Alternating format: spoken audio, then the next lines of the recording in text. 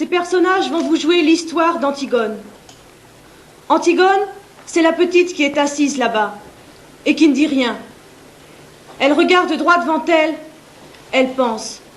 Elle pense qu'elle va être Antigone tout à l'heure, qu'elle va surgir soudain de la jeune fille noiraude et renfermée que personne ne prenait au sérieux dans sa famille et se dresser seule en face du monde, seule en face de Créon, son oncle, qui est le roi. Elle pense qu'elle va mourir, qu'elle est jeune et qu'elle aussi elle aurait bien aimé vivre. Mais il n'y a rien à faire. Elle s'appelle Antigone et il va falloir qu'elle joue son rôle jusqu'au bout. Et depuis que ce rideau s'est levé, elle sent qu'elle s'éloigne à une vitesse vertigineuse de sa sœur Ismène qui bavarde et rit avec un jeune homme. Et de nous tous qui sommes là, bien tranquilles à la regarder. De nous qui n'avons pas à mourir ce soir. Le jeune homme avec qui parle la blonde, la belle, l'heureuse Ismène, c'est Aimon, le fils de Créon. Il est le fiancé d'Antigone. Tout le portait vers Ismène. Son goût de la danse et des jeux, son goût du bonheur et de la réussite, sa sensualité aussi, car Ismène est bien plus belle qu'Antigone. Et puis un soir de bal où il n'avait dansé qu'avec Ismène, un soir où Ismène avait été éblouissante dans sa nouvelle robe. Il a été trouvé Antigone, qui rêvait dans un coin, comme en ce moment, ses bras entourant ses genoux. Et il lui a demandé d'être sa femme. Personne n'a jamais compris pourquoi. Elle a levé, sans étonnement, ses yeux graves sur lui, et lui a répondu oui, avec un petit sourire triste. L'orchestre attaquait une nouvelle danse. Ismène riait aux éclats là-bas, au milieu des autres garçons. Et voilà, maintenant, lui, il allait être le mari d'Antigone. Il ne savait pas qu'il ne devait jamais exister de mari d'Antigone sur cette terre, et que ce titre princier lui donnait seulement le droit de mourir. Cet homme robuste, aux cheveux blancs, qui médite là, près de son page, c'est Créon, c'est le roi. Il joue au jeu difficile de conduire les hommes. Avant, du temps d'Oedipe, lorsqu'il n'était que le premier personnage à la cour, il aimait la musique, les belles reliures, les longues flâneries chez les petits antiquaires de Thèbes. Mais Oedipe et ses fils sont morts. Il a laissé ses livres, ses objets, il a retroussé ses manches et il a pris leur place. Quelquefois, le soir, il est fatigué. Et il se demande s'il n'est pas vain de conduire les hommes, si cela n'est pas un office sordide qu'il faut laisser à d'autres plus frustes. Et puis, au matin, des problèmes précis se posent qu'il faut résoudre. Et il se lève, tranquille, comme un ouvrier au seuil de sa journée.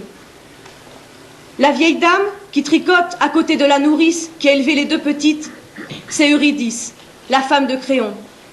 Elle tricotera pendant toute la tragédie, jusqu'à ce que son tour vienne de se lever et de mourir. Elle est bonne, digne, aimante. Elle ne lui est d'aucun secours. Créon est seul, seul avec son petit page qui est trop petit et qui ne peut rien non plus pour lui. Ce garçon pâle là-bas qui rêve, adossé au mur, solitaire, c'est le messager. C'est lui qui viendra annoncer la mort d'Aimon tout à l'heure. C'est pour cela qu'il n'a pas envie de bavarder ni de se mêler aux autres. Il sait déjà. Enfin, les trois hommes rougeaux qui jouent aux cartes, ce sont les gardes. Oh, ce ne sont pas de mauvais bougres. Ils ont des femmes, des enfants et des petits ennuis comme tout le monde. Mais ils vous empoigneront les accusés le plus tranquillement du monde tout à l'heure. Ils sentent l'ail, le cuir et le vin rouge et sont dépourvus de toute imagination. Ce sont les auxiliaires, toujours innocents et toujours satisfaits d'eux-mêmes, de la justice. Et pour le moment, jusqu'à ce qu'un nouveau chef de Thèbes, dûment mandaté, leur ordonne de l'arrêter à son tour, ce sont les auxiliaires de la justice de Créon. Et maintenant que vous les connaissez tous, ils vont pouvoir vous jouer leur histoire. Elle commence au moment où les deux fils d'Oedipe, Éthéocle et Polynice, qui devaient régner sur Thèbes 1 an chacun à tour de rôle, se sont battus et entretués sous les murs de la ville. Éthéocle, l'aîné, au terme de sa première année de pouvoir, ayant refusé de céder la place à son frère. 7 grands princes étrangers que Polynice avait gagnés à sa cause ont été défaits devant les 7 portes de Thèbes. Maintenant, la ville est sauvée. Les 2 frères ennemis sont morts, et Créon, le roi, a ordonné qu'à Éthéocle, le bon frère, serait fait d'imposantes funérailles. Alors que Polynice, le vaurien, le révolté, le voyou, serait laissée sans pleurs et sans sépulture, la proie des corbeaux et des chacals.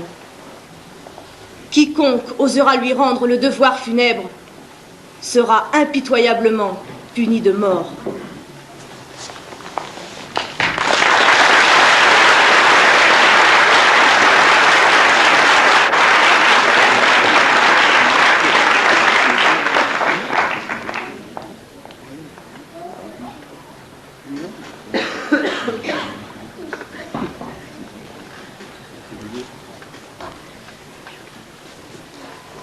D'où viens-tu?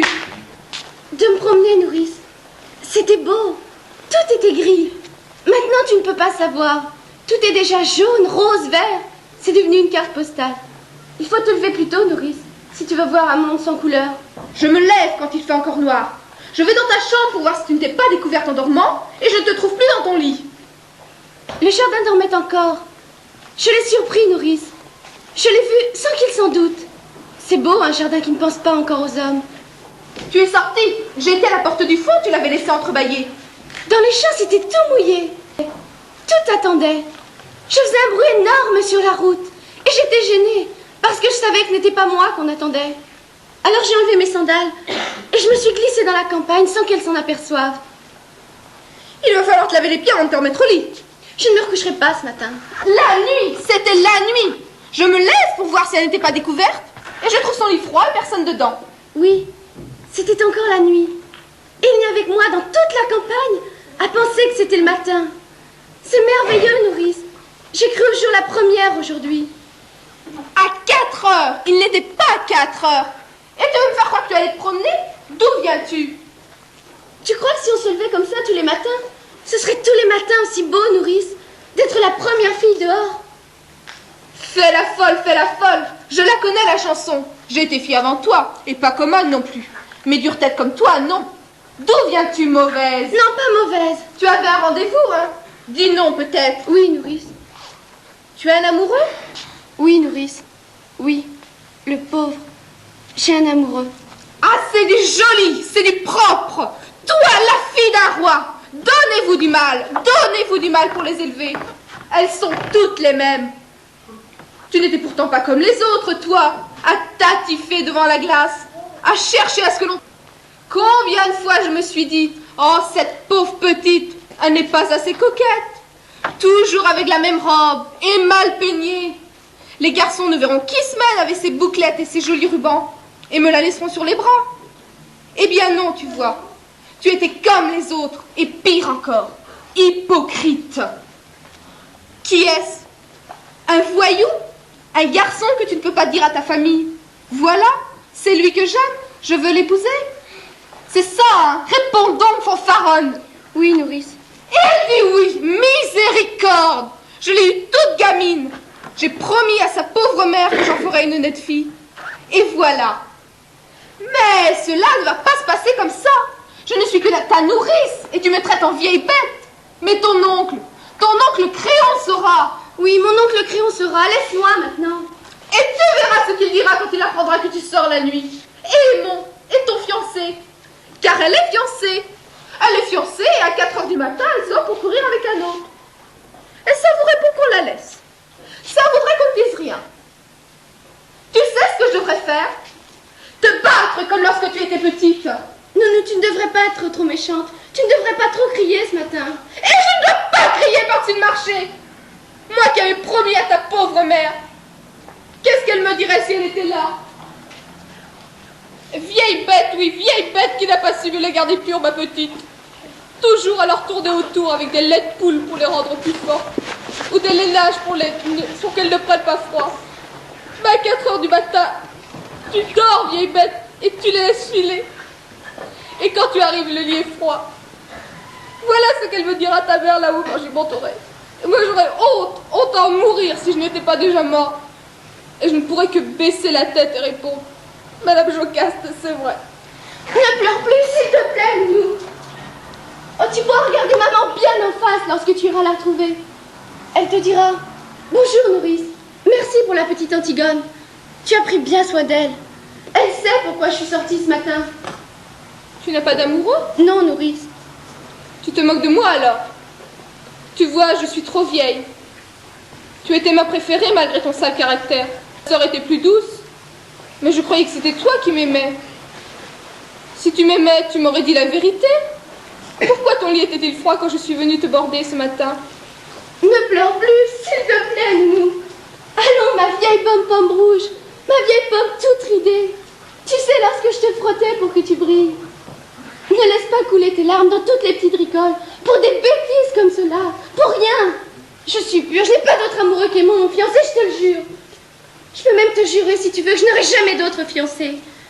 Garde tes larmes, tu en auras peut-être encore besoin. Quand tu pleures comme cela, je redeviens toute petite. Et il ne faut pas que je sois petite ce matin. Antigone? Oui? Ah, tu es là?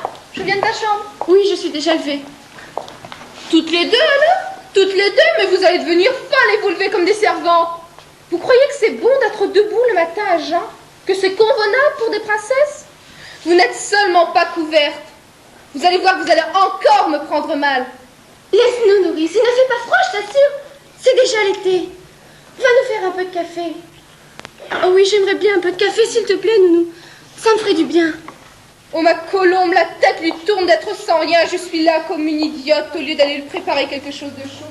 Qu'est-ce que tu as? Tu es malade? Ce n'est rien. Juste un peu de fatigue. C'est parce que je me suis levée très tôt. Ah oui, moi non plus. Je n'ai pas très bien dormi. Il faut que tu dormes. Tu seras moins belle demain. Ne te moque pas. Je ne me moque pas. Cela me rassure au contraire ce matin que tu sois belle. Quand j'étais petite, j'étais si malheureuse. Tu te souviens? Je te barbouillais de terre, je te mettais des vers dans le cou. Une fois, je t'ai attaché à un arbre et j'ai coupé tes cheveux. Tes beaux cheveux. Comme ça doit être facile de ne pas penser de bêtises. Avec toutes ces belles mèches bien ordonnées autour de la tête. Pourquoi parles-tu d'autre chose? Je ne parle pas d'autre chose. Tu sais, j'ai bien pensé, Antigone. Oui, J'ai bien pensé toute la nuit. Tu es folle. oui. Nous ne pouvons pas. Pourquoi? Il nous ferait mourir. Bien sûr. À chacun son rôle. Lui, il doit nous faire mourir. Et nous devons aller enterrer notre frère. C'est comme cela que ça a été distribué. Qu'est-ce que tu veux que nous y fassions? Mais moi, je ne veux pas mourir. Moi aussi, j'aurais bien voulu ne pas mourir. Écoute, j'ai bien réfléchi. Je suis l'aînée, je réfléchis plus que toi. Toi, c'est ce qui te passe par la tête tout de suite. Et tant pis si c'est une bêtise. Moi, je suis plus pondérée, je réfléchis. Il y a des fois où il ne faut pas trop réfléchir. Si, Antigone. D'abord, c'est horrible, bien sûr. Et moi aussi, j'ai pitié de mon frère. Mais je comprends un peu notre oncle. Moi, je ne veux pas comprendre un peu. Il est plus fort que nous, Antigone. Il est le roi. Rappelle-moi, ce qui lui passe par la tête, la petite Antigone, l'entêtée, la sale bête, la mauvaise. Et puis on la met dans un coin ou dans un trou. Et c'est bien fait pour elle. Elle n'avait qu'à ne pas désobéir. Allez, tes sourcils joints, ton regard droit devant toi. Et te voilà lancé sans écouter personne. Écoute-moi, j'ai raison plus souvent que toi. Je ne veux pas avoir raison. Mais essaie de comprendre au moins. Comprendre. Ou avec ce mot-là, la bouche tous depuis que je suis toute petite.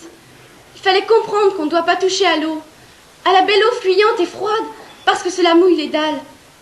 À la terre, parce qu'elle tache nos robes. Comprendre qu'on ne doit pas manger tout à la fois. Et donner tout ce qu'on a dans ses poches aux mendiants qu'on rencontre. Et courir dans le vent jusqu'à ce que l'on tombe par terre. Et boire quand on a chaud. Et se baigner quand il est trop tôt ou trop tard. Mais pas juste quand on en a envie. Comprendre, toujours comprendre. Moi, je ne veux pas comprendre. Je comprendrai quand je serai vieille. Si je deviens vieille. Pas maintenant. Il est plus fort que nous, Antigone. Ils pensent tous comme lui dans la ville. Ils sont des milliers grouillant dans toutes les rues de Thèbes. Je ne t'écoute plus. Ils nous hueront. Ils nous prendront avec leurs 1000 bras, leurs 1000 visages et leur unique regard. Ils nous cracheront à la figure. Et il faudra avancer dans leur haine, sur la charrette, avec leur rire, jusqu'au supplice. Et là, il y aura les gardes, congestionnés sur leur col raide, avec leurs grosses mains lavées, leur regard de bœuf, qu'on sent qu'on pourra toujours leur dire qu'ils vont comme des nègres, et qu'ils font tout ce qu'on leur dit scrupuleusement, sans savoir si c'est bien ou mal. Et souffrir, il faudra souffrir, sentir que la douleur monte, qu'elle est arrivée au point où on ne peut plus la supporter, qu'on voudrait qu'elle s'arrête, mais qu'elle continue encore comme une voix aiguë. Je ne peux pas, je ne peux pas. Comme tu as tout bien pensé. Toute la nuit? Pas toi? Si, bien sûr. Moi, tu sais, je ne suis pas très courageuse. Moi non plus, je ne suis pas très courageuse. Mais qu'est-ce que cela fait? Mais tu n'as donc pas envie de vivre, toi? Pas envie de vivre. Qui se levait la première le matin, rien que pour sentir l'air froid sur sa peau nue. Qui se couchait la dernière le soir, Seulement quand elle n'en pouvait plus de fatigue, pour vivre encore un peu de la nuit, qui pleurait déjà toute petite, en pensant qu'il y a tant de brins d'herbe et tant de petites bêtes dans le pré, et qu'on ne peut pas les prendre tous. Ma petite sœur. Ah non, laisse-moi, ne me caresse pas, ne nous mettons pas à pleurnicher ensemble maintenant. Tu as bien réfléchi, tu dis? Tu penses que toute la ville hurlante contre toi? Tu penses que la douleur et la peur de mourir, c'est assez? Oui. Sers-toi de ces prétextes. Antigone, je t'en supplie. C'est bon pour les hommes de croire à des idées et de mourir pour elles. Toi, tu es une fille. Une fille, oui. Et je sais pleurer d'être une fille. Ton bonheur est là, devant toi, et tu n'as qu'à le prendre. Tu es fiancée, tu es jeune, tu es belle. Non, je ne suis pas belle. Pas belle comme nous, mais autrement. Tu sais bien que c'est sur toi que se retournent les petits voyous dans la rue. Que c'est toi que les petites filles regardent soudain muettes, sans pouvoir te quitter des yeux. Des voyous, des petites filles. Aimons, Antigone. Je parlerai à Aimon tout à l'heure. Aimon sera tout à l'heure une affaire réglée. Tu es folle. Tu m'as toujours dit que j'étais folle pour tout depuis toujours. Va te recoucher maintenant, je t'en supplie. Mon frère mort est maintenant entouré d'une garde exactement comme s'il avait réussi à se faire roi. De toute façon, je ne pourrais rien faire. Va te recoucher, je t'en supplie, tu as les yeux tout petits de sommeil, va. Et toi? Je n'ai pas envie de dormir. Mais je te promets que je ne bougerai pas d'ici avant ton réveil. Nourrice va m'apporter à manger. Va te recoucher maintenant, je t'en supplie. Tu es toute pâle de sommeil, va. Je te convaincrai, n'est-ce pas? Tu me laisseras te parler encore. Oui, je te laisserai me parler, je vous laisserai tous me parler. Va te recoucher maintenant, je t'en supplie. Le jour se lève. Va. Pauvre Ismène. Tiens, te voilà un bon café et des tartines, mon pigeon. Mange. Je n'ai pas très faim. Je les ai grillées moi-même et beurrées comme tu les aimes. Tu es gentil. Je vais seulement boire un peu.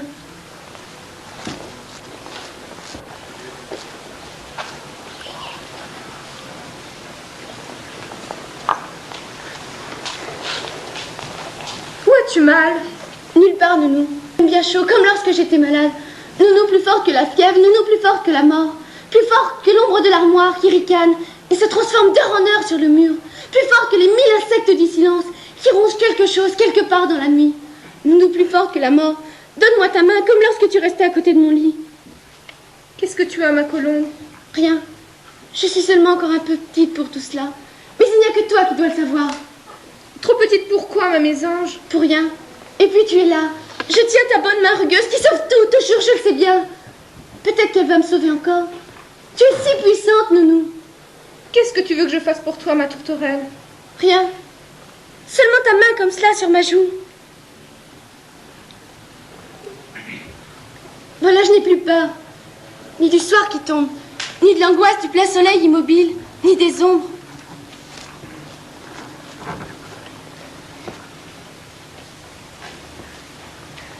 Nounou, tu sais, douce ma chienne. Oui? Tu vas me promettre que tu ne la gronderas plus jamais. Une bête qui salit tout avec ses pattes, ça devrait pas rentrer dans les maisons. Même si elle salit tout, promets, nourrice. Alors il faudrait que j'aille tout abîmer sans rien dire. Oui, nourrice. Ah, ce serait un peu fort. Je t'en prie, Nounou. Tu l'aimes bien douce avec sa bonne grosse tête. Puis tu aimes bien frotter aussi. Tu serais très malheureuse si tout restait propre toujours. Et si elle plie sur mes tapis? Je te le demande, ne la gronde pas. Je t'en prie, Nounou. Oh, tu profites de ce que tu câlines. C'est bon, on essuiera sans rien dire. Et puis promets-moi que tu lui parleras. Que tu lui parleras souvent. A-t-on vu ça? Parler aux bêtes. Et justement, pas comme à une bête. Comme à une vraie personne. Comme tu m'entends le faire. Ah ça non, à mon âge, serre l'idiote. Mais pourquoi veux-tu que tout le monde lui parle comme toi, cette bête? Si pour une raison ou pour une autre, je ne pouvais plus lui parler. Plus lui parler? Plus lui parler pourquoi? Et puis si elle avait trop l'air d'attendre tout de même, le nez sous la porte, comme lorsque je suis sortie, il vaudrait peut-être mieux la faire tuer sans qu'elle ait mal. La faire tuer? Faire tuer ta chienne? Mais tu es folle ce matin! Non. Pardon, Mon. Pardon pour notre dispute d'hier soir et pour tout. C'est moi qui avais tort, je te prie de me pardonner. Tu sais bien que je t'avais déjà pardonné, à peine avais-tu fermé la porte. Ton parfum était encore là, et je t'avais déjà pardonné. À qui avais-tu volé ce parfum? À Ismène. Et le rouge à lèvres? La poudre? La belle robe? Aussi. En quel honneur t'étais-tu faite si belle? Je te le dirai. Oh mon chéri, comme j'ai été bête. Tout un soir gaspillé. Un beau soir. Nous aurons d'autres soirs, Antigone. Peut-être pas. Et d'autres disputes aussi. C'est plein de disputes, un bonheur. Un bonheur, oui. Écoute, Aimon, Oui, ne ris pas ce matin. Sois grave. je suis grave. Et c'est à moi, plus fort que tu n'imagines, que toute ta force s'imprime dans moi. Là, de toute ma force. Écoute, Aimon, je voulais te dire ce matin. Tu sais, le petit garçon que nous aurions eu tous les deux. Oui. Oh, tu sais, je l'aurais bien défendu contre tout. Je l'aurais serré si fort qu'il n'aurait jamais eu peur. Ni du soir qui tombe, ni de l'angoisse du plein soleil immobile, ni des ombres. Notre petit garçon, Aimon, il aurait une maman toute petite et mal peignée, mais plus sûre que toutes les vraies mères du monde, avec leur vraie poitrine et leur vrai tablier. Tu le crois, n'est-ce pas? Oui, Antigone. Et tu crois aussi que toi, tu aurais une vraie femme? Mais j'ai une vraie femme. Oh, tu m'aimais, Aimon, tu m'aimais, tu en es bien sûr ce soir-là. Quel soir. Tu es sûr qu'à ce soir de bal, où tu es venu me chercher dans mon coin, tu ne t'es pas trompé d'une fille? Tu es sûr que tu n'as jamais pensé depuis, même une fois, même tout au fond de toi, que tu aurais plutôt dû demander Ismène? Idiote. Je suis petite et noire. Ismène est rose et dorée comme un fruit. Antigone. Oh, je suis toute rouge de honte. Mais il faut que je sache. Dis la vérité, je t'en prie. Quand tu penses que je serai à toi, est-ce que tu sens tout au fond de toi comme un grand trou qui se creuse, comme quelque chose qui meurt? Oui, Antigone. Moi, je sens comme cela. Et je voulais te dire que j'aurais été très fière d'être ta femme, ta vraie femme, sur qui tu aurais posé ta main le soir, sans penser, comme sur une chose bien à toi. Voilà. Maintenant, je vais te dire encore deux choses. Et quand je te les aurai dites, il faudra que tu sortes sans rien me dire, même si elles te font de la peine, même si elles te paraissent extraordinaires. Jure-le-moi, s'il te plaît, Aimon. Mais qu'est-ce que tu vas me raconter? Jure-moi d'abord que tu sortiras sans rien me dire, sans même me regarder. Je t'en prie, Aimon. Tu vois comme je te le demande. C'est la dernière folie que tu auras à me passer. Je te le jure. Merci. Alors voilà, hier d'abord. Tu me demandais pourquoi j'étais venue, avec ce parfum, cette robe d'Ismène, ce rouge à lèvres. J'étais bête. Je n'étais pas très sûre que tu me désires vraiment.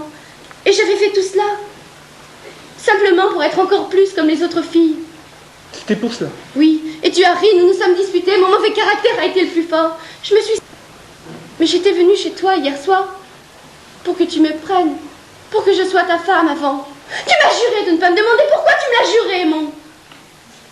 D'ailleurs, je vais te dire, je voulais être ta femme quand même, parce que je t'aime comme cela, moi, très fort, et que je vais te faire de la peine, pardon. Jamais, jamais je ne pourrai t'épouser. Tu m'as juré de ne pas me demander pourquoi tu me l'as juré, Aimon. Je t'en supplie. Si tu pars, si tu fais un seul pas vers moi, tu ne me reverras jamais plus. Sors tout de suite sans me poser de questions. S'il te plaît, pars, Aimon. C'est la dernière folie que tu auras à me passer. Tu seras demain, tu seras tout à l'heure. S'il te plaît, pars, Aimon. Voilà. C'est fini pour Aimon, Antigone. Antigone! Oui? Ah, tu es là. J'avais peur que tu sortes et que tu tentes de l'enterrer malgré le jour. Antigone, nous sommes tous là autour de toi. Aimon, Nounou, et moi, et Douce, ta chienne. Nous sommes... Vous l'aimez pas. Il a toujours été un étranger pour nous, un mauvais frère. Laisse son ombre durer éternellement sans sépulture, puisque c'est la loi de Créon. Tu braves tout toujours, mais tu es toute petite, Antigone. Ne va pas là-bas cette nuit, je t'en supplie. C'est trop tard. Quand tu m'as rencontrée ce matin, j'en venais. Antigone! Antigone!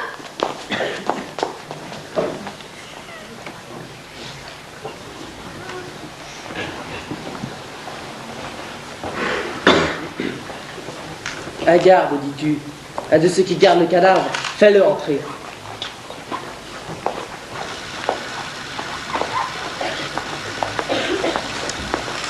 Garde Jonas, de la 2e compagnie. Qu'est-ce que tu veux?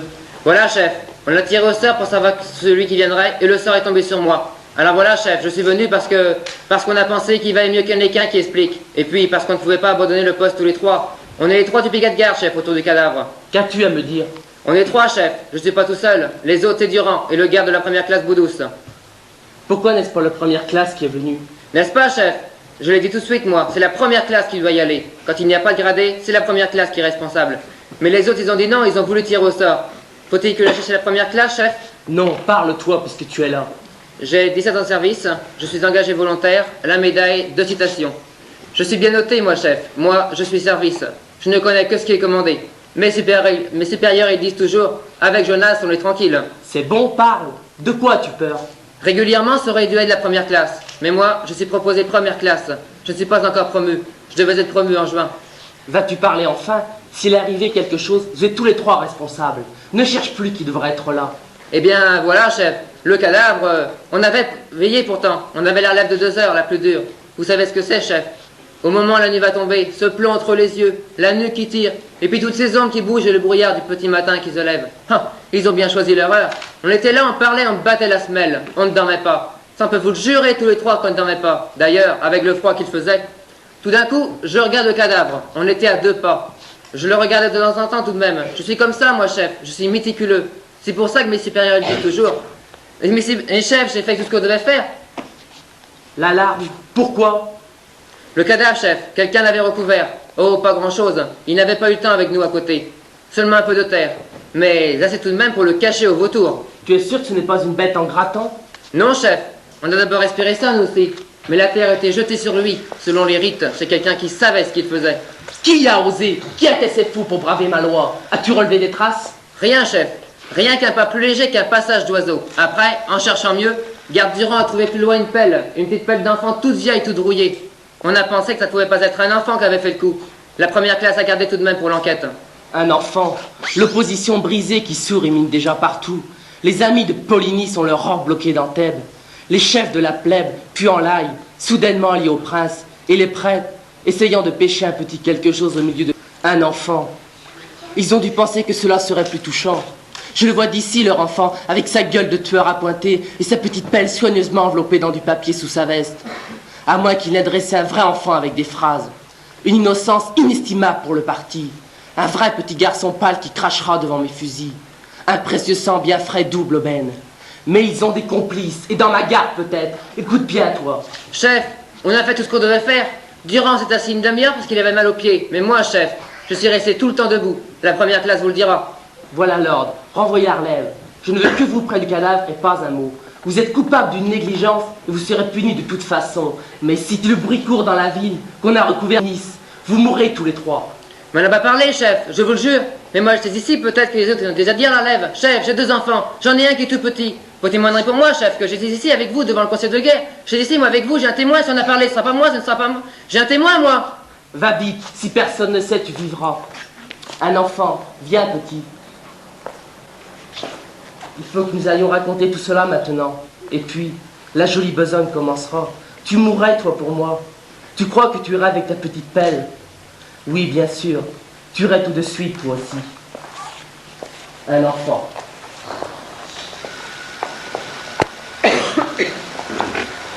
Voilà.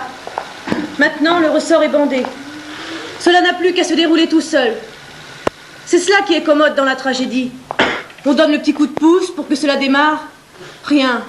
Un regard pendant une seconde à une fille qui passe et lève les bras dans la rue. Une envie d'honneur un beau matin, comme de quelque chose qui se mange. Une question de trop qu'on se pose un soir.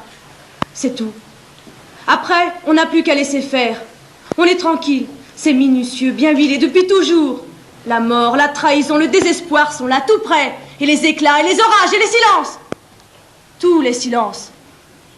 Le silence, quand le bras du bourreau se lève à la fin. Le silence, quand les 2 amants sont nus, l'un en face de l'autre pour la première fois, sans oser bouger tout de suite dans la chambre sombre. Le silence, quand les cris de la foule éclatent autour du vainqueur, et on dirait un film dont le son s'est enrayé, toutes ces bouches ouvertes dont il ne sort de clameur qui n'est qu'une image. Et le vainqueur, déjà vaincu, seul, au milieu de son silence. C'est propre, la tragédie. C'est reposant, c'est sûr.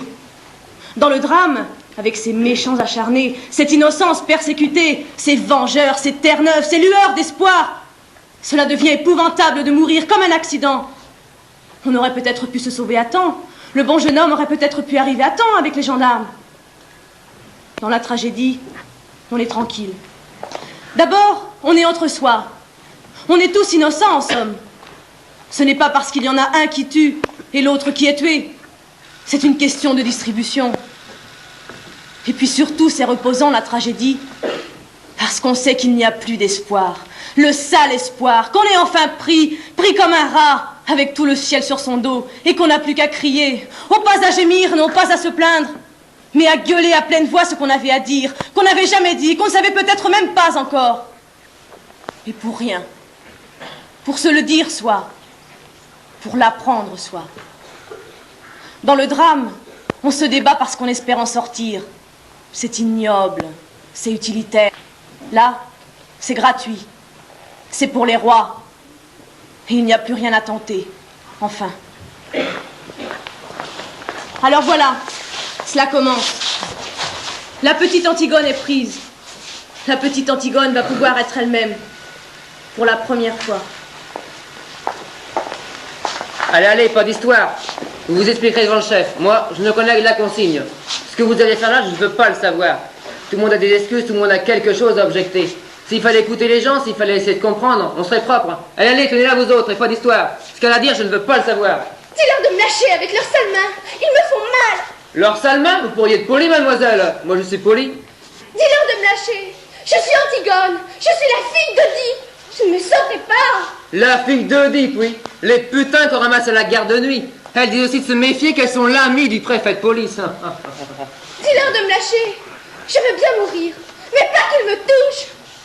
Le cadavre dit, et la terre, ça ne te fait pas peur à toucher? Tu dis leur sale main, mais regarde un peu les tiennes. On l'avait pris, cet appel. Il a fallu que tu fasses avec tes mains la deuxième fois. Ah, quelle audace. Je tourne le dos une seconde, je lui demande une cigarette, le temps de dire merci, elle était là grattée avec ses mains. Hé, c'est qu'elle voulait sauter aux yeux, cette garce, quand j'ai voulu la prendre. C'est une folle, oui. J'en ai arrêté une autre de folle l'autre jour. Elle montrait son cul aux gens. Dis, Boudous, qu'est-ce qu'on va se payer comme gueuleton? Tous les trois, vous fêtez ça? Chez la tordue. Il est bon, son rouge. On a un quartier libre dimanche. Si on emmenait les femmes. Oh, ça non. Entre nous qu'on rigole. Avec les femmes, il y a toujours des histoires. Et les moutards qui veulent pisser? Dis, Boudous, tout à l'heure, on ne croyait pas qu'on a envie de rigoler comme ça, nous autres? Ils vont peut-être nous donner une récompense. Ça se peut, si c'est important. Flanchard de la 3e, sur l'incendiaire le mois dernier, il a eu le mois double. Ah, dis donc, si on a le mois double, je propose. Au mieux d'aller chez la tordue, on va au palais arabe. T'es pas fou, pour voir? Mais ils vendent la bouteille le double au palais. Pour monter d'accord, écoutez-moi, je vais vous dire. On va chez la tordue, on se les cale comme il faut, et après on va au palais. Dis, Boudous, tu te rappelles la grosse du palais? Ah, dis donc, ce que t'étais sous, toi, juin. Mais nos femmes, si on a le mois double, elles le sauront. Si ça se trouve, on sera publiquement félicité. Alors on verra. La rigolade, c'est autre chose. S'il y a une cérémonie dans la cour de la caserne, comme pour les décorations, alors les femmes viendront aussi, les gosses. Et alors on ira tous chez la tordue. Oui, mais il faudra lui commander d'avance. Je voudrais bien m'asseoir un peu. S'il vous plaît. C'est bon, qu'elle s'asseye, mais surveillez-la, vous autres, hein.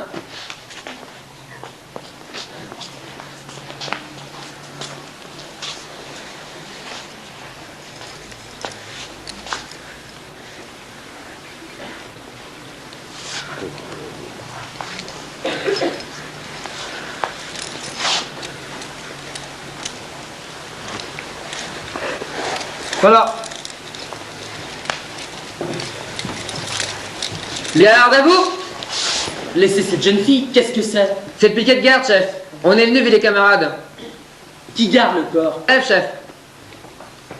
Je t'avais dit de la renvoyer. Je t'avais dit de ne rien dire. Mais on n'a rien dit, chef. Mais comme on a arrêté celle-là, on a pensé qu'il valait mieux qu'on vienne. Et cette fois, on n'a pas tiré au sort. On a préféré venir tous les trois. Imbécile! Où t'ont-ils arrêté? Près du cadavre, chef. Qu'allais-tu faire près du cadavre de ton frère? Tu savais que j'avais interdit de l'approcher. Ce qu'elle faisait, chef, c'est pour ça qu'on vous l'amène. Elle recouvrait le corps encore une fois. Sais-tu bien ce que t'es en train de dire, toi? Mais chef, vous pouvez demander aux camarades. On avait dégagé le corps, mais avec le soleil qui chauffait, et comme il commençait à sentir, on s'était mis sur une petite hauteur, pas loin, pour être dans le vent. On se disait qu'en plein jour, on ne risquait rien. Pourtant, on avait décidé, pour être plus sûr, qu'il y en aurait toujours un de nous trois qui le regarderait. Mais à midi, avec l'air chaud qui tremblait depuis que le vent était tombé, c'était comme un coup de massue. J'avais beau écarquiller les yeux, ça tremblait comme de la gélatine. Je voyais plus.